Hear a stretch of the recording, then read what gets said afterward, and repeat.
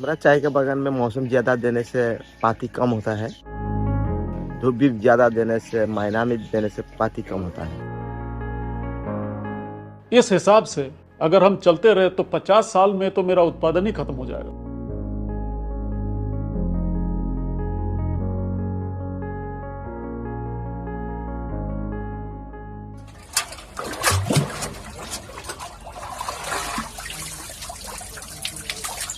हर सुबह एक सी 5 का परिवार और सबकी जिम्मेदारी एक कंधे पर।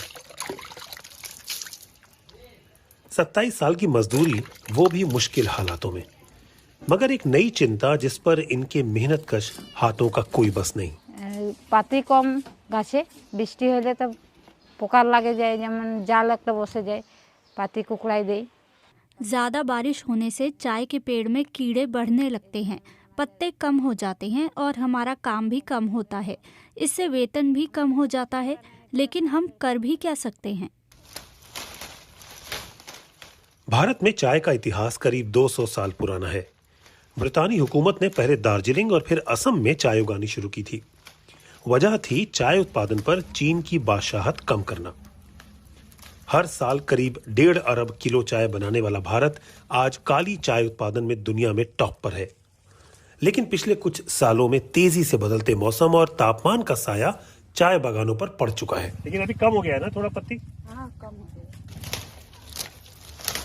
लाखों लोगों की जिंदगियां सीधे सीधे इन टी प्लांटेशंस पर डिपेंडेंट रही हैं। ऐसा नहीं है कि उनकी जिंदगी में पहले चैलेंज नहीं थे। कम तनख्वाहों पर नौकरी करना, पुअर सैनिटेशन कंडीशंस, इस तरह की तमाम मुसीबतें वो झेलते आए हैं। लेकिन अब जो चीज़ उनके सामने आई है, उससे कैसे लड़ना है, इसका इलाज उन्हें नहीं पता। जिस तरह से वेदर कंडीशंस चेंज हो रही हैं, उससे इन पत्तियों के प्रोडक्शन पर असर पड़ रहा है। जाहिर सी बात है कि उनके घरों में इसका असर सीधे दिखेगा। पूर्वोत्तर भारत में बारिश हमेशा से ज्यादा होती रही है और इलाके की मिट्टी में नमी रहती है। कम ऊंचाई वाले पहाड़ और उनके बीच छोटी छोटी घाटियों की वजह से यह इलाका चाय उगाने के लिए बेहतरीन रहा है। मगर कुछ सालों से यहां तापमान 35 डिग्री के ऊपर भी जाने लगा है, जिसमें चाय के पौधे झुलसने लगते हैं। इस साल तो बहुत ही कमती हो गया हमारा। इस साल तो बहुत कम हो गया है। हमारे बागान में लोगों को काम नहीं मिल रहा है। हमें रोज की 212 रुपए की मजदूरी तभी मिलती है जब हम रोज 23 किलो चाय पत्ती तोड़ कर दें। कभी कभी वो पूरा नहीं हो पाता।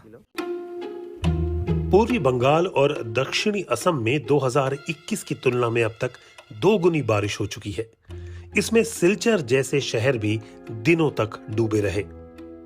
बारिश अभी सिर्फ 7 महीने में होती है और पहले 12 महीने में जितने बारिश होती थी उतना ही बारिश होता है। इस तीव्रता से जमीन की जो ऊपरी स्तर है, जिसे हम टॉप सॉइल कहते हैं, वो टॉप सॉइल का नुकसान होता है।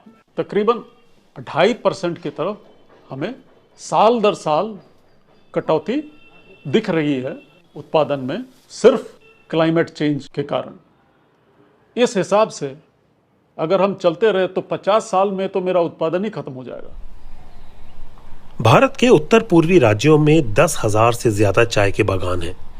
इनमें काम करने वाले 10 लाख से ज्यादा लोगों के पूर्वज ब्रितानी शासनकाल में देश के अलग हिस्सों से यहाँ लाए गए थे। अब सभी राज्यों के नागरिक हैं।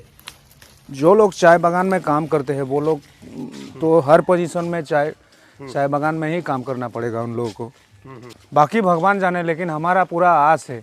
क्योंकि देखिए हम लोगों का जो कैटेगरी है, कैटेगरी के अनुसार तो हम लोगों को काम मिलेगा। हम लोग ज़्यादा फेमस है चाय के बगीचा में काम के लिए, तो उससे ज़्यादा उम्मीद हम नहीं करेंगे कुछ। चिंता की लकीरें उनके चेहरों पर भी हैं जिन्हें बदलते मौसम का पौधों पर असर भी दिख रहा है और चाय की क्वालिटी में गिरावट भी। Tea have more than 50 important chemicals which is very unique. चाय की पत्ती में 50 से ज्यादा केमिकल्स होते हैं जो इसके स्वाद के लिए बेहद यूनिक होते हैं।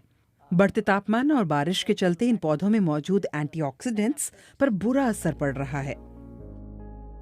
मुश्किलों के साथ जीते हुए लेकिन मेहनत करते जाना कोई इनसे सीखे।